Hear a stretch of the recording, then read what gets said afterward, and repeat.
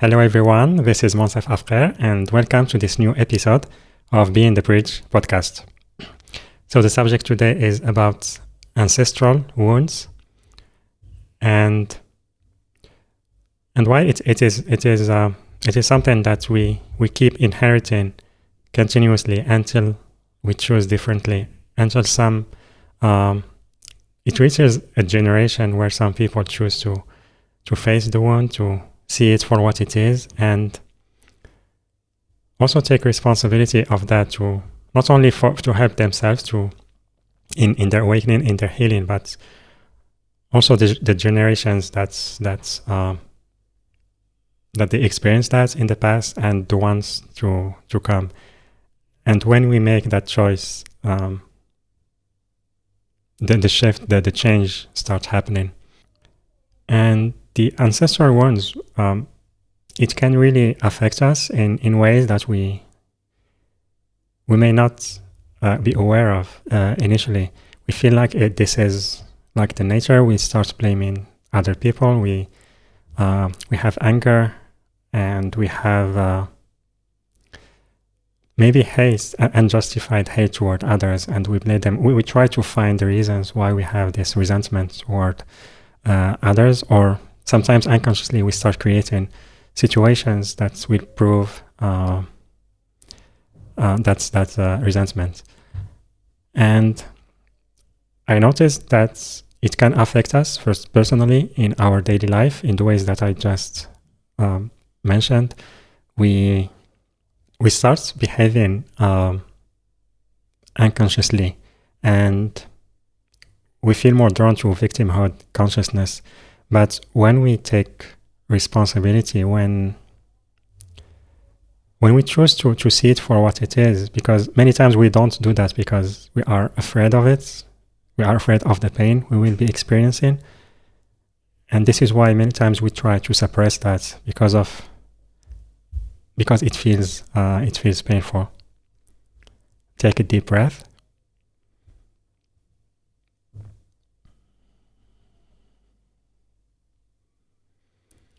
And it is a journey. I'm not asking to make the shift right away. I'm asking also to have an understanding, because this is something that can be very deep. It's not something that is yours only. It can be very old. So you need to understand that this is a big work you are doing and a big service that you are offering to yourself and others. And what has been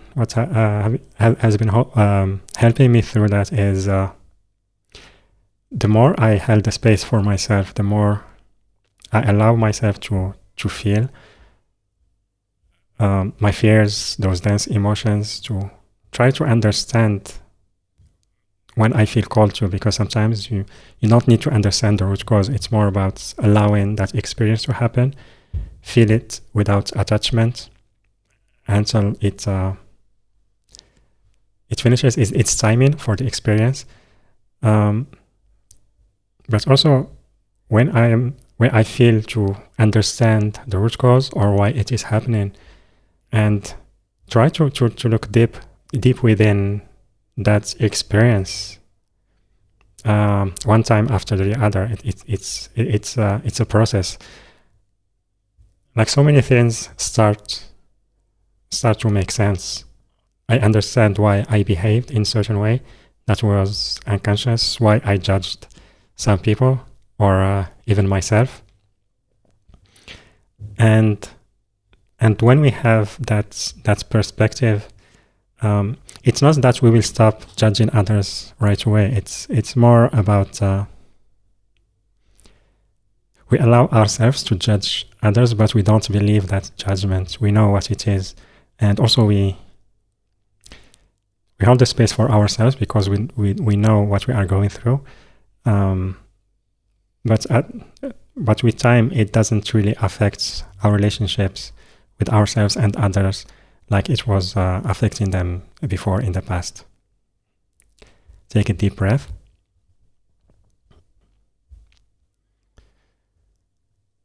And also collectively, because Also, traveling helped me a lot with that. I've been traveling for the past several years, and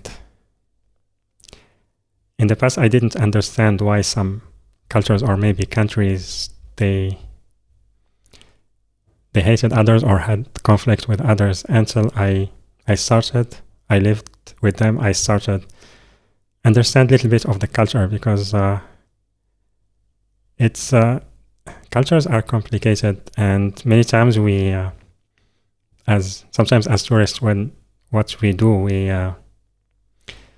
we believe that our own way, our culture, is the only way and is only the correct way, and we start judging others that what they are doing is wrong, and we don't go with the mindset of trying to understand them, the mindset of wondering, of discovering instead of judging them.